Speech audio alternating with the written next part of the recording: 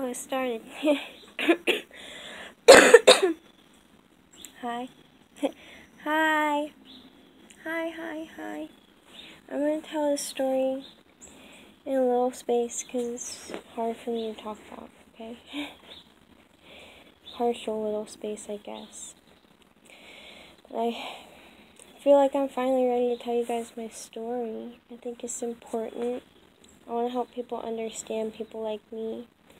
I'm sorry that I worried you people on YouTube. I didn't mean to worry you.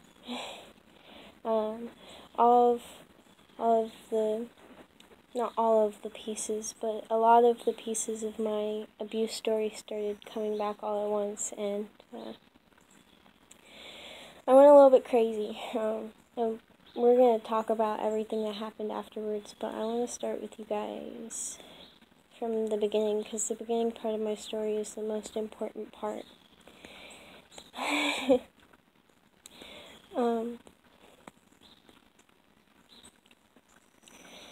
So,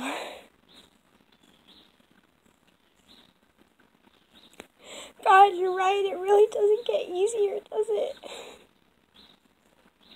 Okay.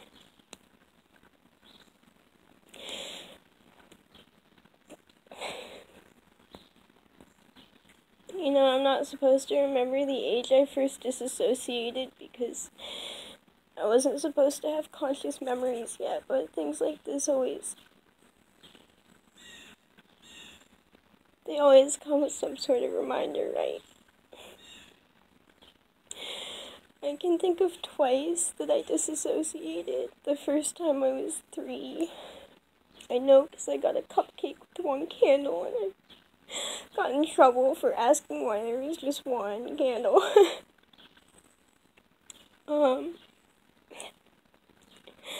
And that time I got a reward. The second time I was a little bit older. I didn't get a reward, I got revenge. It was my brother's hamster.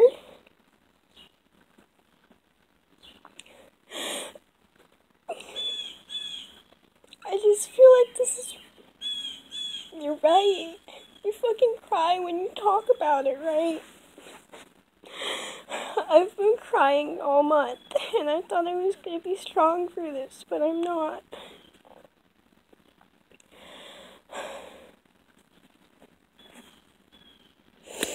So,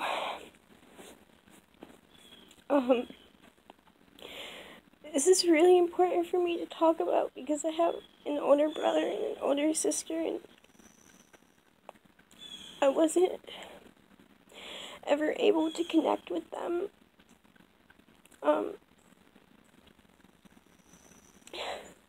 I got really lucky and I got out of the environment, but you know, when you can't connect to the people who are close to you, it makes you really sick, because you don't feel like you can trust anyone, and you don't feel like anyone understands you, even the people who have lived through the same experience as you.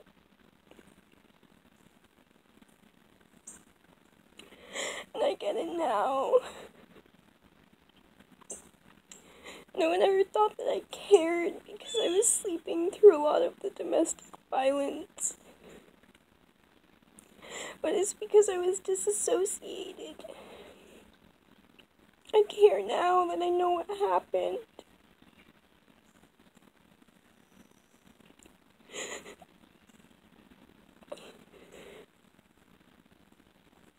When you're a trauma victim, you're not really ever asleep. You soak in everything. And a lot of the fighting was about me.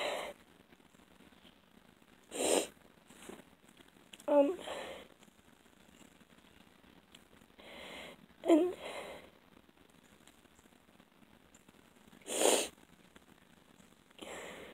I don't know what to say. I thought I was gonna know what to say. I don't know what to say.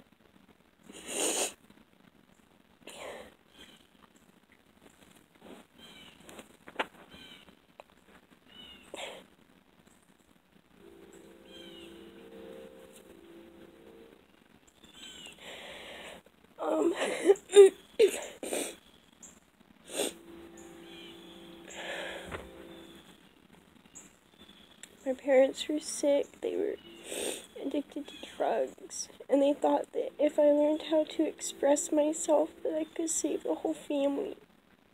So I think they did it intentionally. I was abused by a lot of people. It wasn't just my dad. It was a lot of people.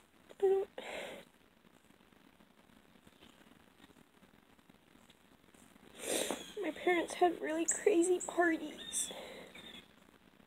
And I slept-walked for a long time, so I was really vulnerable.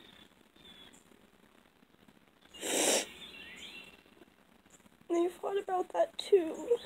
When they started to get older, and they thought I was gonna start remembering stuff, they tried to cover it up and keep me in bed, and keep my sister in bed with glow sticks. Sometimes it worked, and sometimes I don't think it did.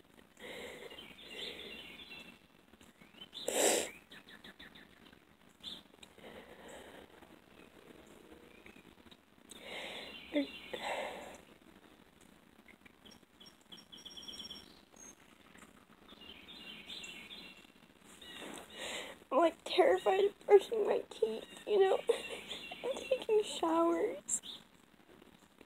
My parents used to have sex with me in the bed, and sometimes I could sneak away. Sometimes they would wake up and be really mad at me.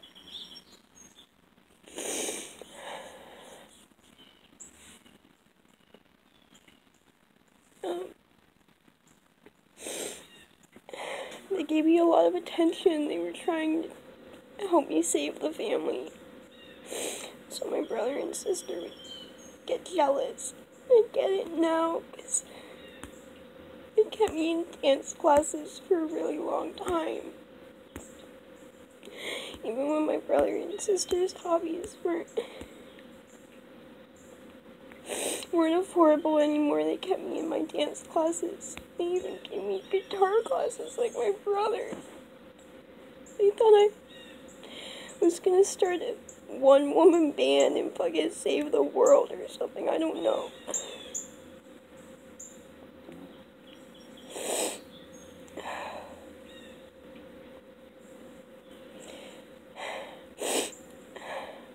Stuff like this is really hard because when people around you find out they don't want to connect with you, they think that you're out to ruin their lives.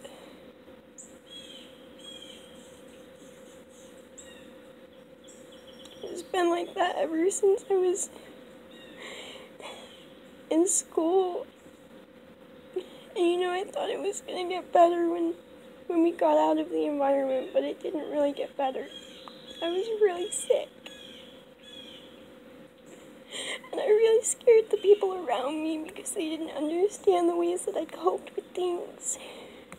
And they always jumped to the worst case scenarios. I know that they were afraid of me turning out like my dad or my mom. When I was just a kid, I was just trying to express myself because I got in trouble for it before. When they started coming back into my life, I was terrified. No one could understand why. I couldn't even explain why because I couldn't remember anything.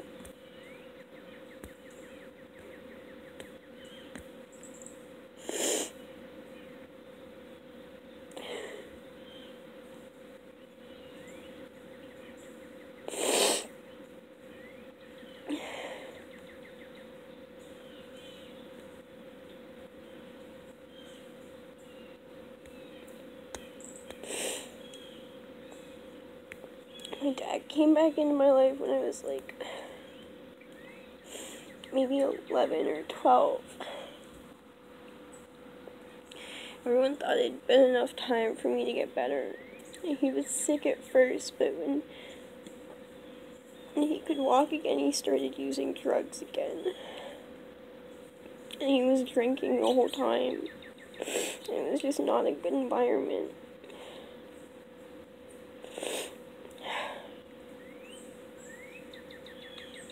He never actually hit me, but when I was living with them, my mom would shove me around and push me around when she got mad, when she caught me sleepwalking. One time,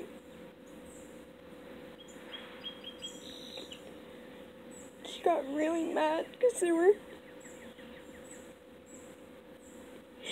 handprints on the bathroom mirror. And she woke us up. And she checked everyone's hands to see who it was. And I swear to God, I don't remember being awake.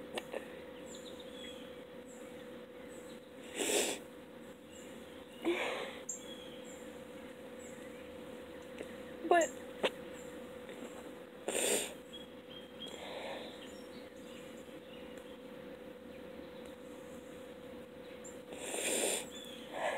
he never hit me or anything when he came back, but no one would listen that I didn't want him around.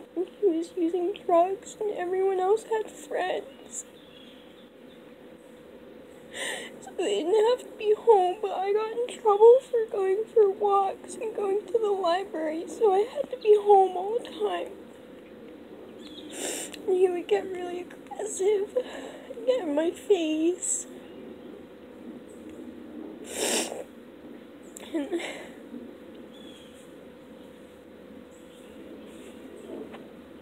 I would get aggressive back. One time he did shove me and I tried to tell my grandma, but I said the wrong thing. I think I said that he hit me, so she took us all to family therapy, but no one would listen to me. And the therapist, she's a good therapist, she didn't make me come back. I think she knew what was going on, and she knew it wasn't healthy for me. There's nothing she could do.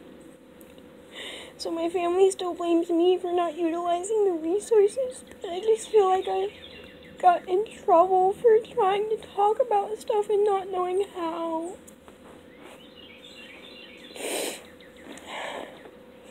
I got sent to a program when I was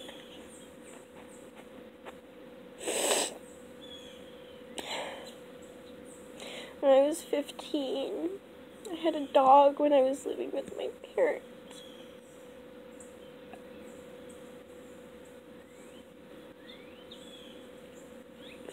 And she was gone for a few years, but when my dad moved back in, she came back. And she got tumors. I tried to tell people, but they said it wasn't worth the vet trip, so I didn't ask that many times.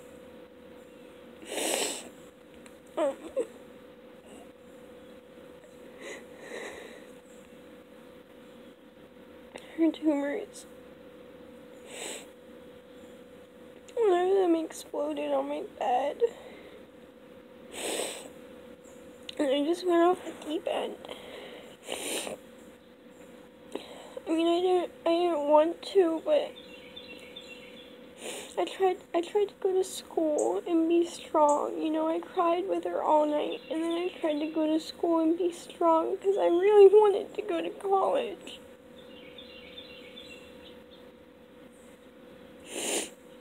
But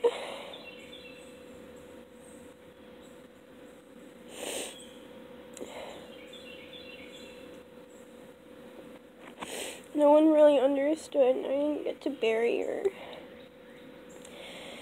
So I just went crazy.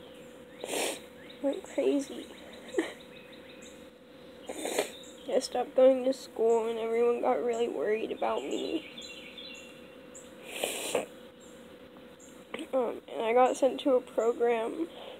When I came out, my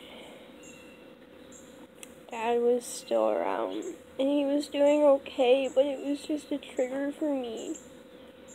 And I still couldn't explain why. I didn't know why. So I did drugs with a friend, and I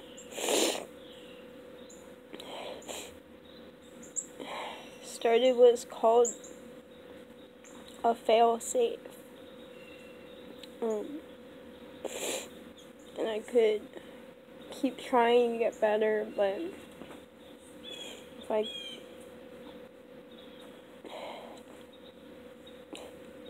kept making the same wrong decisions, and then when I was done, I would isolate myself and go into sex work and start trying to get better, and I did, but I wasn't capable of being around people anymore. I was terrified of people. I had just been in a bunch of really scary relationships. One of them was with someone who molested me when I was a kid. I didn't even know, couldn't remember.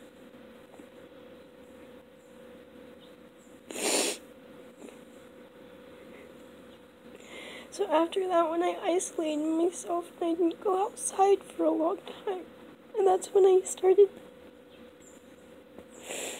doing sex work and my daddy porn, and it really helped me.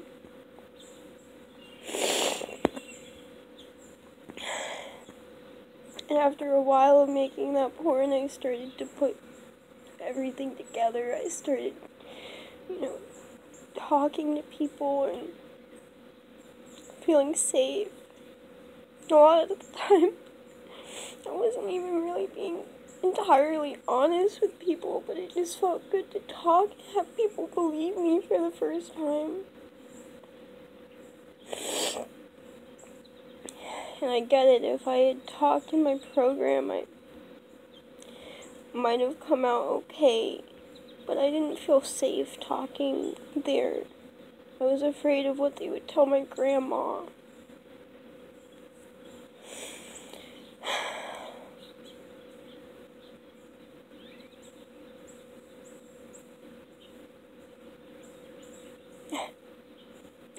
Anyways, I'm fucking talking now, bitches. I'm fucking talking now, and I'm talking with the internet, because I feel like people need to start talking with the internet. Being a scapegoat is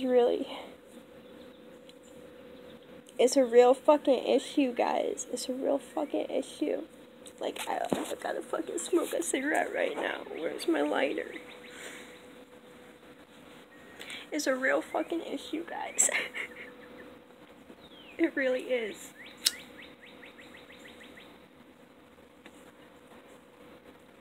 Because instead of focusing on the person who was, addicted to drugs, they were all focused on me because I smoked pot, even though I was in 4 AP classes and at the top of my class, I don't blame my family for not understanding things that I couldn't talk about. No one really knows how to talk with a trauma victim. They want to control them and push them, and it's not healthy. You should let them cope and process in the ways that they are comfortable with, and help them feel safe. You shouldn't let their abusers live with them. I dropped out of high school. I moved in with a couple of really good friends. They let me move in with them because my dad moved in with my sister. And I was living in my car. And they just wanted me to be safe, but they kept seeing me make the same shitty choices. They tried to tell me that it probably wasn't healthy for me to be with someone from my past, but I didn't listen to them.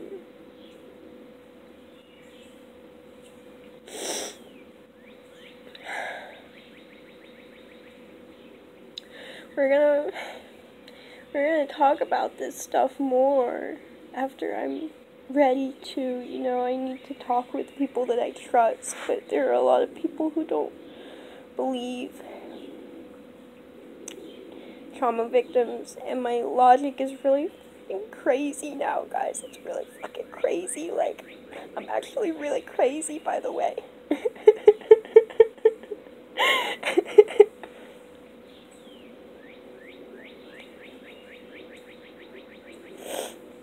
This is 20 minutes long, so I feel like it's fucking long enough, right?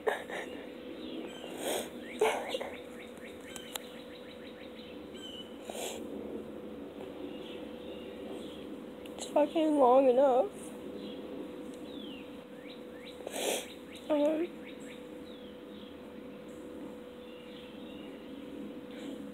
It's fucking long enough. Lavender is really soothing. You should try it.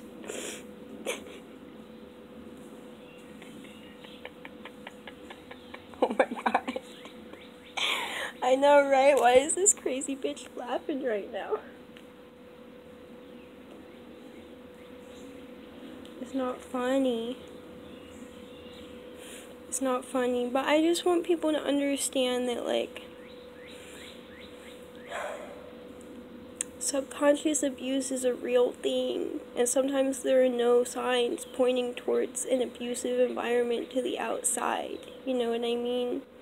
I don't want to give you guys all the details. Like, I don't want your fucking pity. Sorry, I shouldn't say fuck on YouTube, should I? I should.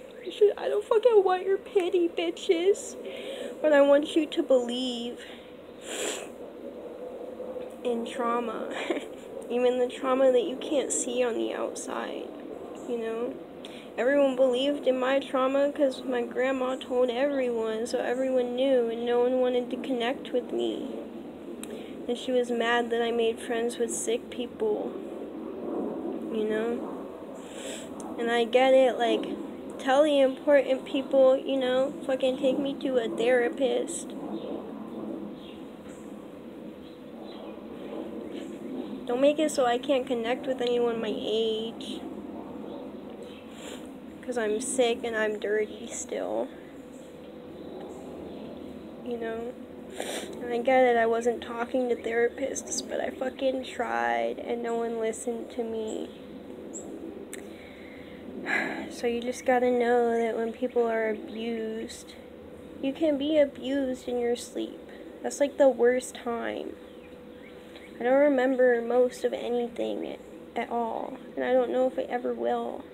There are a lot more details. You guys don't really want them. They're sick and twisted. But those are the important ones. And you know what? I know I'm supposed to do the right thing and make people aware, but I already said I was going to tell my story, you know? It's not my fault. It's not my fault. I'm a survivor. It's not my fault. I know YouTube's going to think I'm crazy, right? It already thinks I'm crazy, right?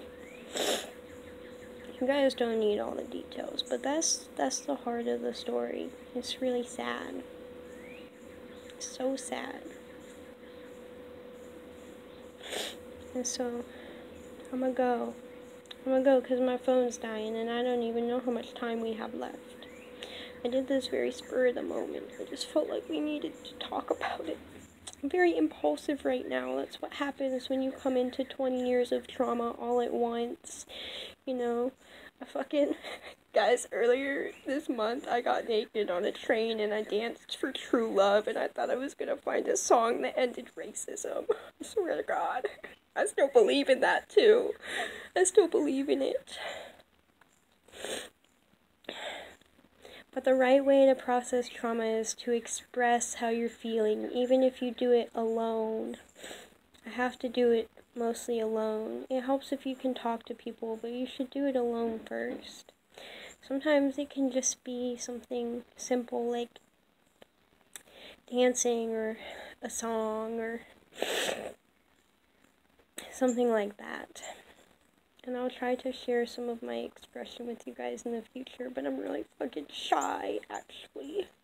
I'm actually really fucking shy, bitches. I'm really fucking shy. And this is embarrassing. It really is. And so that's why everyone will make up every excuse in the whole wide world not to talk about it. You know, but you're not going to ruin anyone's lives by telling your abuse story. Hopefully it just will make a difference. I hope that there are more resources in the future for people, you know, to feel safe and comfortable connecting with people. And there are people who had similar stories to me, but I didn't connect with them because I was threatened by the fact that they already knew I was abused. And, like, it's embarrassing. It really is. You know, trauma victims, we just want to be normal people, you know, and open up to people at a normal pace. And I don't blame anyone for what happened when I was a kid. But I feel like respect is really important for people who have been abused. And a lot of times people don't respect our autonomy. And that makes it really hard to connect with people when you don't feel respected, when you've never felt respected. Like, I was trying to depend on my family while I was processing my abuse, and they called the cops on me. And I get it, they were worried, but I'm an adult, and I've been taking really good care of myself for years now, you know. Better care of myself. No, I'm not gonna say that. It's not nice. It's not nice. Bambi. Carissa. That's my name. That's my name. Sorry, I shouldn't hit myself on YouTube, right? This bitch is crazy. I know. It helps. It helps more if you can have someone else to do it, because, like, you shouldn't abuse yourself. You shouldn't. You shouldn't. I didn't do it hard, okay? I didn't do it hard. I don't do it hard. I asked someone else to do it, and there's a safe word. There's a safe way to go about this, and we're going to talk about BDSM and stuff on here. But we're going to start with the easy stuff like singing and dancing, okay? But I just wanted to get this over with. I feel like this is the first step. Talking about it's the first step, right? And if you don't have anyone that you trust to talk to, then you should just do it on YouTube. No, don't do it on YouTube. I'm only doing this because I'm self-employed and, like, I'm not worried about my image. I mean, this is an adult channel, by the way. I make daddy porn, so, like, it's not especially shocking that the daddy bitches have been abused. Everyone already knows.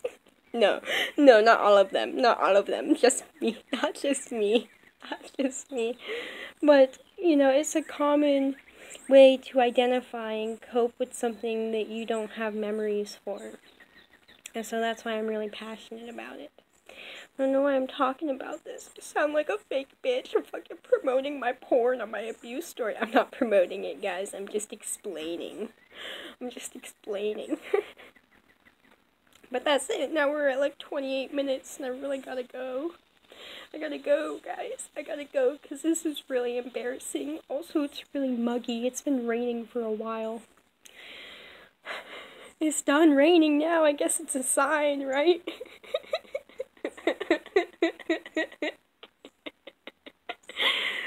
Oh. Alright. I'm gonna get out of here. I'm gonna go try to desensitize myself to triggers because they're fucking everywhere now. It's hard. It's hard. But we're gonna talk about this a lot, guys. You know? Also, fucking, hey bitches, stop using this bitch as a scapegoat. Okay? And if you want to tell your story, fucking tell it. And you're not going to ruin anyone's life by fucking telling it if, you know, you're alone and self-employed and you use an identity for work. Or even if you don't, like, names are pretty common. All of them. All of them are pretty common. But there's been a lot of pressure, guys. There's not even a lot of pressure. Like, it's made up in my head, I think. I think it's all made up in my head, but that's abuse for you. That's abuse, because I was told that I was gonna save the world. That's a lot of pressure. Alright, so anyways, that's it for now. I'm fucking calm as shit now. Look at this strong ass bitch, right? Oh my god. Not repressed no more, bitches. What the fuck? This is fucked up. This is fucked up. They're gonna have to fucking change these seats now so that no one can identify where I told my abuse story. Look, I'm paranoid. No, I'm okay, guys. I have a support system and stuff. And, you know, I'll fucking go to therapy if you really want me to. I don't fucking trust therapists, but I'll fucking go to therapy if I have to. You can't force me to go to therapy. I'm an adult. I'll fucking go if I have to. I'll fucking go. I'll go to therapy, okay?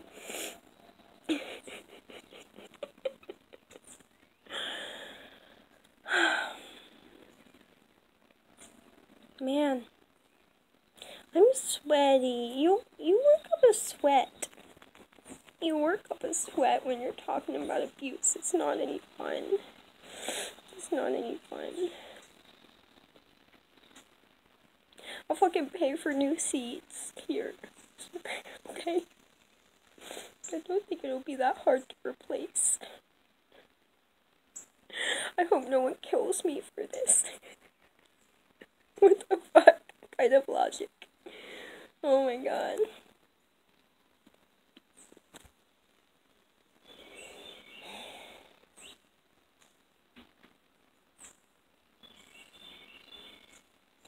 Okay. I don't know, I feel like there's a lot of pressure. I feel like people are like looking at how much time I've been talking. Should I just wait for my phone to die and call it a day? Should I smoke another cigarette? That's how you feel when you're processing abuse. You just smoke tons of cigarettes. I started enunciating my words again because I'm not repressed anymore.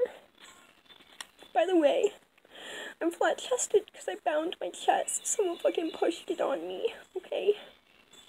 There's more, too, but I'm just not ready to talk about it. Do I have to? Do I have to tell them that? I don't have to tell them that yet.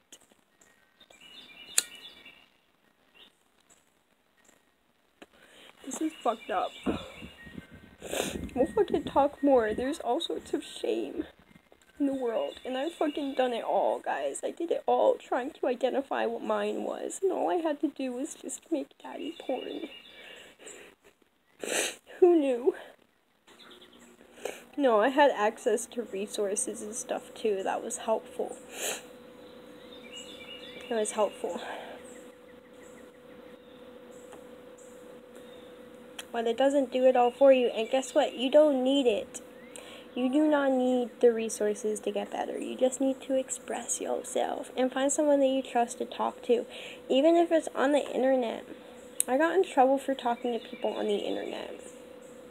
Like, a lot. Like, my parents yelled at me for it, and then my grandma yelled at me for it. I get it. I was up really late, okay? But my parents had raves all the time, and so I was pretty nocturnal, and I still went to school and got good grades, and it was really helpful for me for a while. But then my dad started walking again, and then I started cutting myself, and it was not good. It was not good. I was really addicted to self-harm for a while, guys. Beats dubs. Maybe you knew. Now you know. Maybe you didn't know. Now you do. I feel like I gotta go. It's really dark and I can't see what's going on. This is how you do it right, by the way. This is how you do it too right. You don't have to do it on the internet like I'm doing it. I felt pressured into this. No, I didn't feel pressured into this. I don't connect very well with people in real life, and so my work has been really good for me because I've made lots of friends. I mean, like a few friends, like a couple of friends that I feel comfortable talking to. You know,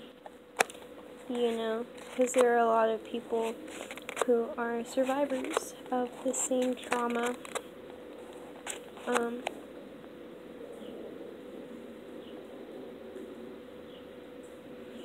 Yeah, and I honestly don't, well, I didn't before feel comfortable talking with other survivors with the same trauma, but that's because I didn't know what I was talking about. Like, I had my brother and sister to talk to, and I couldn't figure out why I was more sick than them. And it's because the entire dynamic was centrally focused around me. I mean, like, maybe not, but that's how it feels. You know? Maybe not, maybe I'm crazy. I'm probably crazy. I think I'm crazy. It's okay. It's okay to be crazy. There's like dangerous crazy, which is repressed crazy, and then there's like good crazy, which is like you're just weird. And I've always been a little bit weird, so I'm not afraid to be weird. Anymore. I used to be. Not anymore, because I don't care if I offend people no more. Well, I care if I offend people, but not if it's with the truth. I'm trying to be nice with it. Okay? I know I sound like a little bit angry and resentful right now, but that's natural. You should feel angry and resentful the first time that you talk about your abuse like this. You know, I've talked about all sorts of parts of my abuse, but I've never talked about, like, the heart of it. This is, like, the first time, and I'm sharing it with the internet. It's a special occasion. I feel like we need balloons. Maybe an ice cream cake. I don't even fucking like ice cream cake, guys. I don't. And I don't know why. I don't know why. It just doesn't make any sense. Like, it never fits in the freezer. And it also just doesn't even taste that great. Like, just make a regular cake and then eat it with ice cream. Honestly, I don't know if people are telling me to say these things anymore. Maybe they are. Maybe they are. Maybe this is all fake. It's not fake, guys. It's not. I swear to God. I'm just kidding. I don't think anyone could fake this experience, and we'll talk more about it when I'm not